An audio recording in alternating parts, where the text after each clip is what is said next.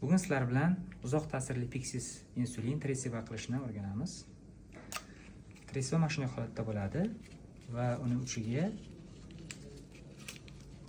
shunaqa nina o'rnatish kerak bo'ladi. Nina ikkita tomonli bo'lganligi uchun to'g'rima-to'g'ri qotirish kerak bo'ladi. Nina qotdi. Agar nina ishlatgan bo'lsa, undan ozgina insulin chiqishi kerak. Biz mana birga qo'yib turib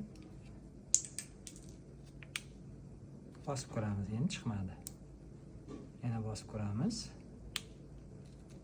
Insulin chiqqan yo'q. Yana bosib ko'ramiz. Ana, insulin chiqdi.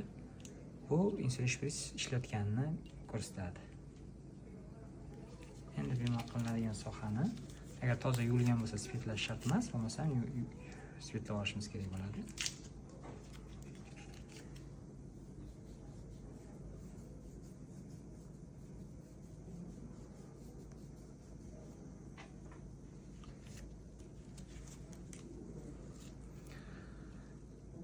Qilishdan oldin necha yedinsa kerak bo'ladigan bo'lsa, o'sha dozalash kerak bo'ladi.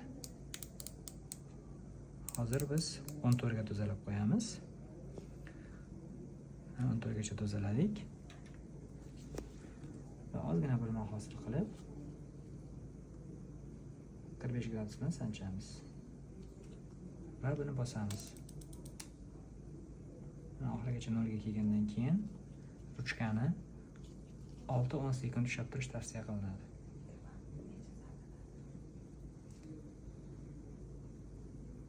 O sekund ushlab turgandan keyin ninani sug'urish mumkin.